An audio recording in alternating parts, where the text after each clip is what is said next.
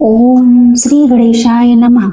आप सभी का आपके अपने चैनल अनादि धारा में बहुत बहुत स्वागत है। आप सभी का दिन शुभ हो और मंगलमय हो और भगवान गणेश जी की कृपा सदा आप पर बनी रहे। गणेश जी सभी मनोकामनाओं को पूर्ण करें। आज आप सुनेंगे पौष मास महात्म्य का अध्याय 23। सिंदूर ने देखा कि बागंबरधारी योगी तपस्या कर रहा है। उसके समस्त शरीर पर भस्म रमी हुई है और मस्तक पर अर्धचंद्र सुशोभित है। इस प्रकार का वेश देखकर उसने विचार किया कि विष्णु ने अवश्य ही मेरे साथ छल किया है, अन्यथा कहाँ यह वनवासी तपस्वी और कहाँ मैं अत्यंत शूरवीर विशाल का योद्धा। इस दुर्बल के साथ कैसा युद्ध। इस प्रकार का छल करने के कारण विष्णु को दंड देना चाहिए, यह विचार कर वह लौटने को ही था। तभी उसकी दृष्टि जगत जननी माता पार्वती पर पड़ी। उनके अलौकिक रूप को वह देखता ही रह गया। फिर उसने सोचा, खाली हाथ भी क्यों लौटूं, इस सुंदरी को ही क्यों न उठा ले चलूं। ऐसा विचार कर वह जगत जननी की ओर बढ़ा। तभी उसका मंतव्य समझकर पार्वती जी भय के कारण कांपने लगी और फिर मूर्छित हो गईं। असुर ने उनकी चोटी पकड़ और बलपूर्वक उठाकर ले जाने लगा। नंदी और भृंगी आदि ने देखा तो असुर को मारने के लिए बढ़े, किंतु वे उसका कुछ भी बिगाड़ न सके। सिंदूर ने उन्हें मार मार कर भगा दिया।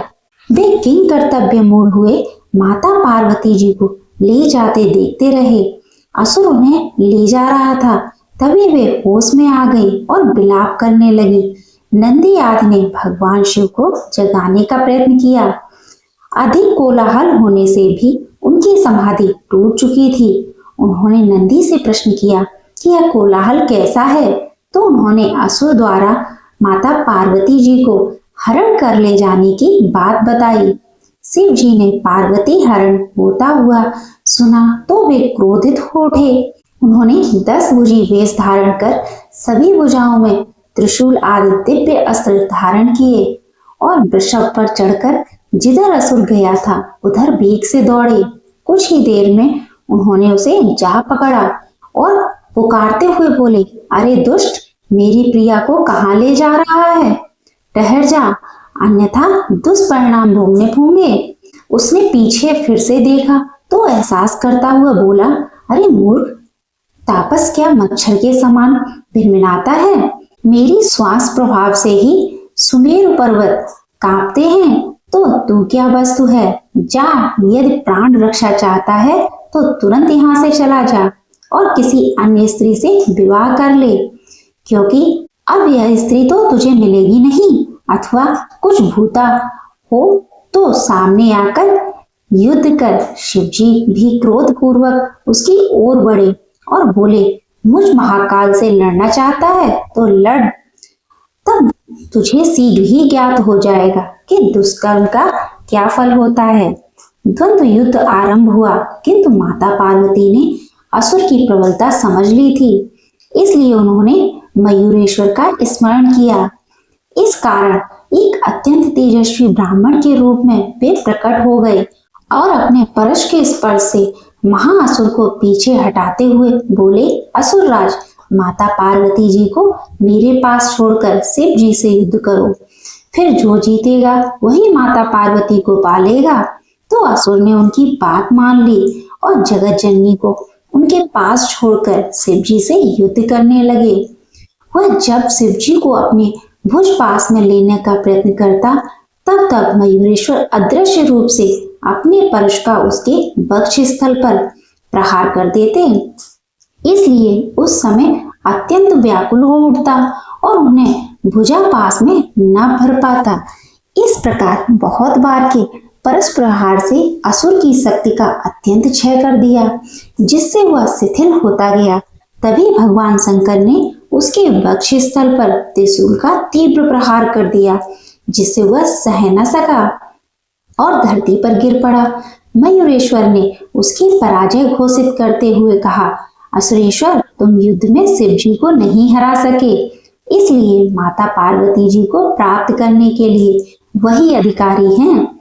तुम तुरंत उन्हें छोड़कर यहाँ से भाग जाओ, अन्यथा महाकाल शिव तुम्हारा वध कर डालेंगे।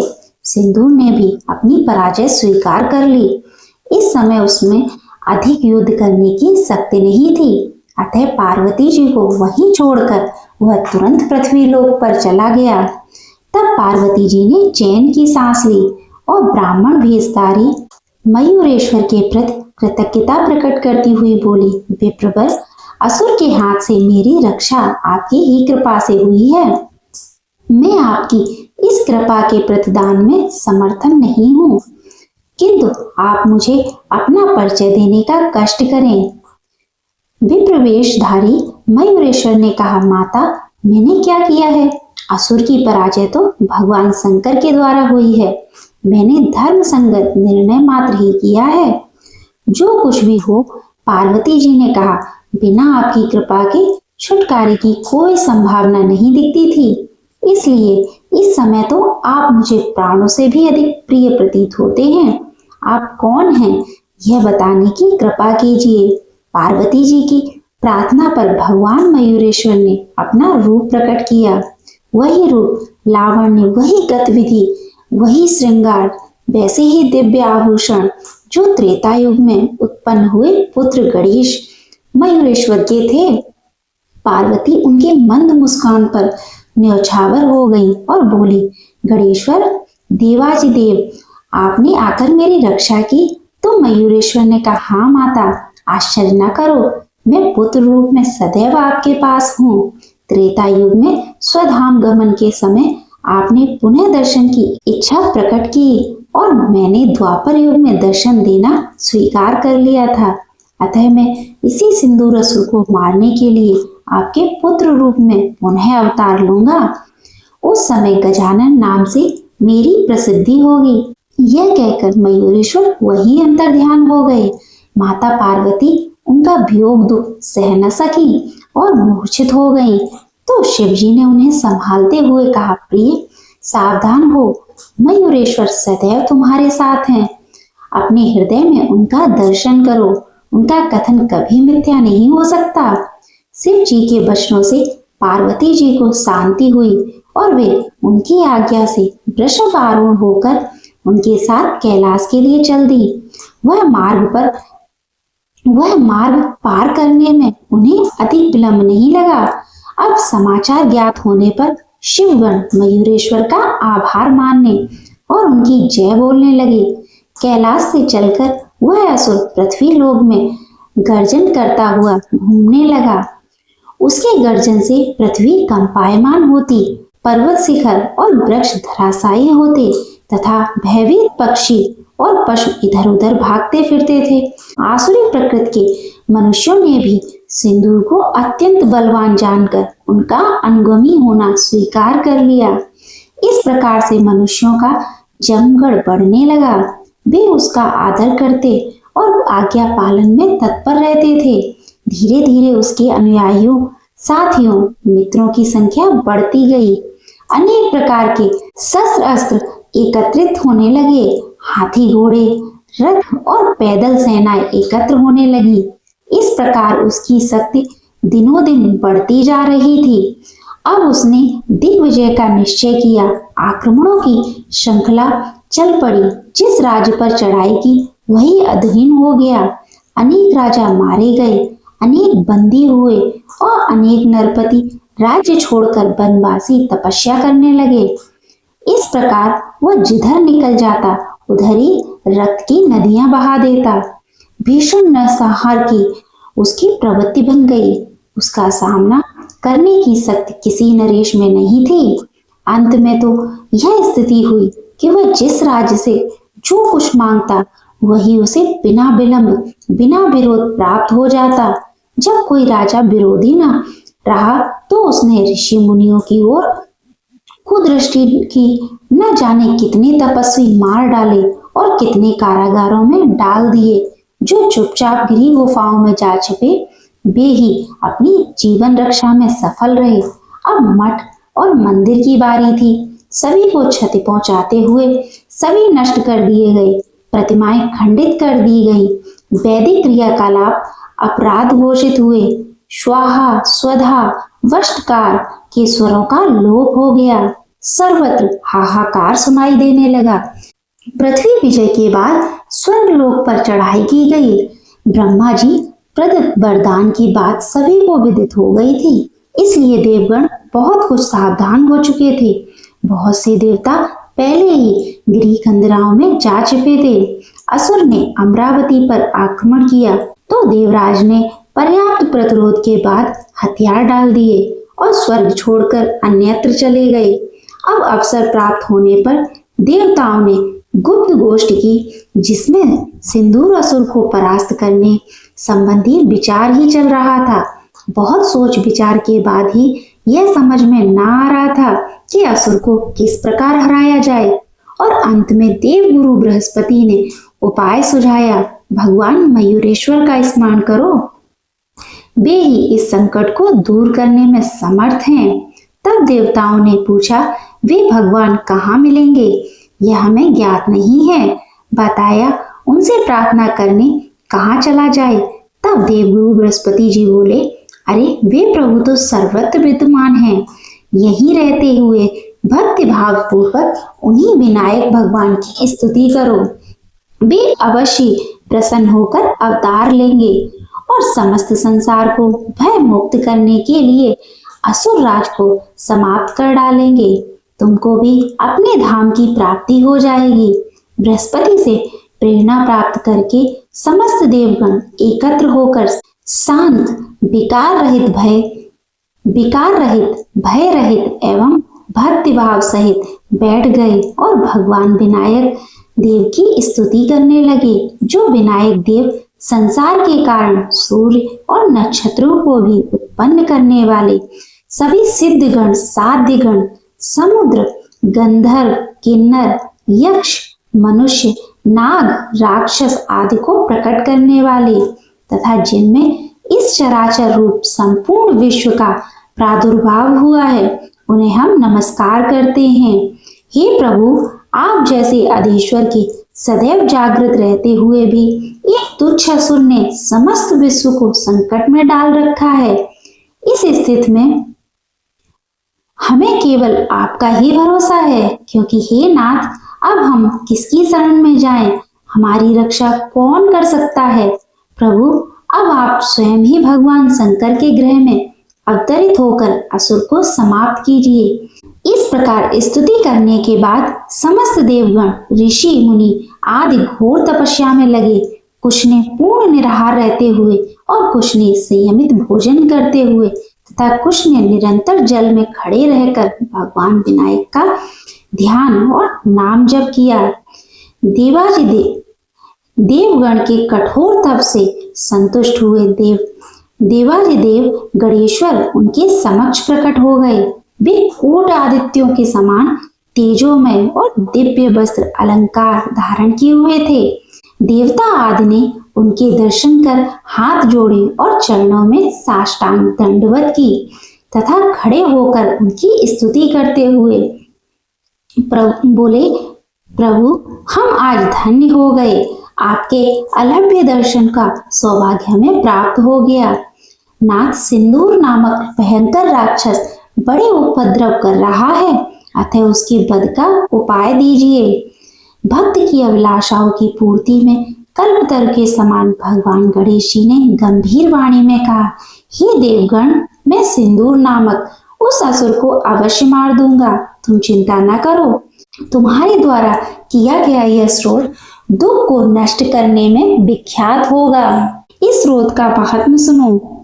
इसका दिन में 1 बार, 2 बार या 3 बार पाठ करने वाले के तीनों प्रकार के ताप नष्ट होंगे। मैं भगवान शंकर के गृह में गजानन नाम से अवतरित हो जाऊंगा। भगवान गणेश्वर देवताओं को इस प्रकार का वर देकर अंतर्ध्यान हो गए। देवता एवं ऋषि मुनि आदि ने अत्यंत प्रसन्नता का अनुभव करते हुए उनका जय घोष किया और फिर सभी अपने अपने स्थानों को प्रस्थान कर गए। वे मार्ग में भगवान के अद्वितीय स्वरूप का चिंतन करते हुए अत्यंत हर्षित हो रहे थे। उनके बाद भगवान गजानन के प्रकट होने का जो भी वर्णन है उस वृतांत को आप अगले अध्याय में सुनेंगे। अब आपको सुनाते हैं एक बहुत ही सुंदर कहानी। एक दिन एक किसान का बैल कुएं में गिर गया। वह बैल घंटों जोर जोर से रोता रहा और किसान उसकी चीख सुनता रहा। फिर किसान विचार करने लगा कि उसे अब क्या करना चाहिए और क्या नहीं करना चाहिए। फिर उसने निर्णय किया, क्यों, बैल काफी बूढ़ा हो चुका है, इसलिए किसान ने सोचा कि इसे बचाने से कोई लाभ होने वाला नहीं था, इसलिए उसे कुएं में ही दफना देना चाहिए। किसान ने अपने सभी पड़ोसियों को मदद के लिए बुलाया तो सभी ने एक एक फावड़ा पकड़ा और कुएं में मिट्टी डालनी शुरू कर दी। जैसे ही बैल के समझ में आया कि यह क्या हो रहा है, वह जोर जोर से चीख चीख कर रोने लगा और फिर अचानक वह आश्चर्यजनक रूप से शांत हो गया। सभी लोग चुपचाप कुएं में मिट्टी डालते रहे। तभी किसान ने कुएं में झांका तो वह आश्चर्य से सन्न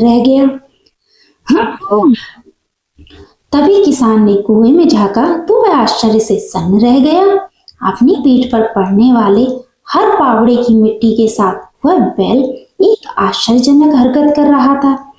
वह बैल हिल हिल कर उस मिट्टी को नीचे गिरा देता था और फिर एकदम बढ़ाकर उस पर चढ़ जाता। जैसे जैसे किसान और उसके पड़ोसी उस पर फावड़े मिट्टी गिराते, वैसे वैसे वह हिल हिल कर उस पर मिट्टी को गिरा देता और एक सीढ़ी ऊपर चढ़ता और जल्दी ही उसको आश्चर्यचकित करते हुए वह बैल कुएं के किनारे पर पहुंच गया और फिर कूदकर बाहर भाग गया। प्रिय भक्तजनों, इसी तरह आप भी ध्यान रखें, आपके जीवन में आपके आगे बढ़ने से रोकने के लिए कई लोग बेकार में ही आपकी आलोचना करेंगे। कोई आपकी सफलता से ईर्ष्या के कारण आपको बेकार में ही भला बुरा कहेगा और कोई आपसे आगे निकलने के लिए ऐसे रास्ते अपनाता हुआ देखेगा तो आपके आदर्शों के विरुद्ध होंगे। ऐसे में आपको हतोत्साहित होकर कुएं में ही नहीं पड़े रहना है, बल्कि साहस के साथ हर तरह की गंदगी को गिरा देना है और उससे सीख लेकर उसे सीढ़ी बनाकर बिना अपने आदर्शों का त्याग किए अपने कदमों को आगे बढ़ाते हुए जाना है। सकारात्मक रहना है और सकारात्मक जीना है। इस संसार में सबसे बड़ी संपत्ति बुद्धि, सबसे अच्छा हथियार धैर्य और सबसे अच्छी सुरक्षा विश्वास, सबसे बढ़िया दवा हंसी और आश्चर्य की बात है कि यह सब कुछ निःशुल्क है। आप सोच बदलिए, जिंदगी बदल जाएगी। हरे कृष्ण। उम्मीद करती हूँ यह छोटी सी कहानी आपको पसंद आई होगी। प्रिय भक्तजनों, आइए अब आपको सुनाते हैं श्रीमद् भागवत गीता का महात्म्य 17। श्री महादेव जी देवी पार्वती से कहते हैं, हे पार्वती, 16वें अध्याय का महात्म्य बताया गया। अब 17वें अध्याय की अनंत महिमा श्रवण करो। राजा खड़ग बाहु के पुत्र का दुशासन नाम का एक नौकर था। वह बहुत खोटी बुद्धि का मनुष्य था। एक बार वह मंडली राजकुमारों के साथ बहुत धनबाजी लगाकर हाथी पर चढ़ा और कुछ ही कदम आगे जाने पर लोगों के मना करने पर भी वह मूढ़ हाथी के प्रति जोर जोर से कठोर शब्द करने लगा। उसकी आवाज को सुनकर हाथी क्रोध से अंधा हो गया और दुशासन पैर फिसल जाने के कारण पृथ्वी पर गिर पड़ा। दुशासन को गिरकर कुछ उछावास लेते हुए देखकर काल के समान निरंकुश हाथी ने क्रोध से भरकर उसे ऊपर फेंक दिया। ऊपर से गिरते ही उसके प्राण निकल गए।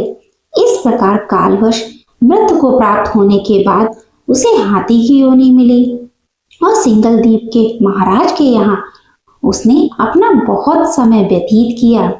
सिंगल द्वीप के राजा की महाराज खड़ग बाहु से बड़ी मैत्री थी, अतः उन्होंने जल के मार्ग से उस हाथी को मित्र की प्रसन्नता के लिए भेज दिया। एक दिन राजा ने श्लोक की समस्या पूर्ति से संतुष्ट होकर किसी कवि को पुरस्कार रूप में वह हाथी दे दिया और उन्होंने 100 स्वर्ण मुद्राएं लेकर मालव नरेश के हाथ बेच दिया। कुछ समय व्यतीत होने पर वह हाथी अत्यंत पूर्वक पालित होने पर भी असाध्य ज्वर से ग्रस्त होकर मरणासन हो गया।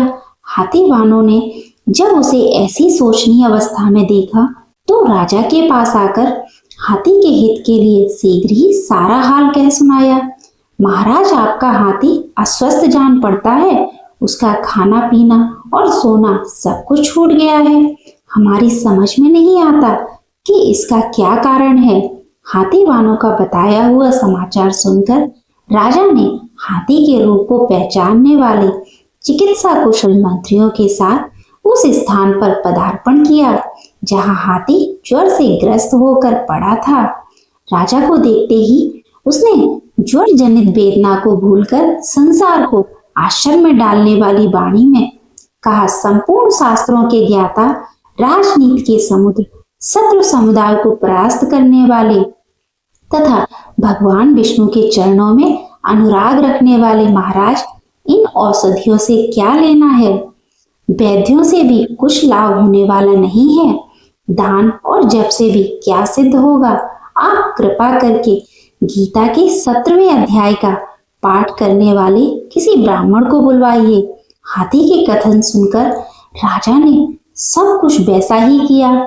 इसके बाद गीता पाठ करने वाले ब्राह्मण ने जब उत्तम जल को अभिमंत्रित करके उसके ऊपर डाला, तब दुशासन गजयोनि का परित्याग करके मुक्त हो गया। राजा ने दुशासन को दिव्य विमान पर आरोहण तथा इंद्र के समान तेजस्वी देखकर पूछा, पूर्व जन्म में तुम्हारी क्या जाति थी? क्या स्वरूप था? कैसा आचरण था? और किस कर्म से तुम यहाँ हाथी होकर आए थे? यह सारी बातें मुझसे बताओ। राजा के इस प्रकार पूछने पर संकट से छूटे उस दुशासन ने विमान पर बैठे ही बैठे स्थिरता के साथ अपना पूर्व जन्म का उपयुक्त समाचार यथावत कह सुनाया। इसके बाद नरश्रेष्ठ मालव नरेश ने भी गीता के 17वें अध्याय का पाठ करने लगे। इससे थोड़े ही समय में उनकी भी मुक्ति हो गई। जय श्री कृष्ण। श्रीमद् भागवत गीता का महात्म सत्र संपूर्ण हुआ। प्रिय भक्तजनों, आपको यह कथा अच्छी लगी हो तो इसे लाइक करें, ज्यादा से ज्यादा शेयर करें और हाँ, अनादिधारा चैनल को सब्सक्राइब करना बिल्कुल ना भूलें, जिससे आगे आने वाली प्रत्येक वीडियो सबसे पहले आप तक पहुंचे। जय श्री कृष्ण। जय श्री गणेश। गणपति बप्पा मोरिया।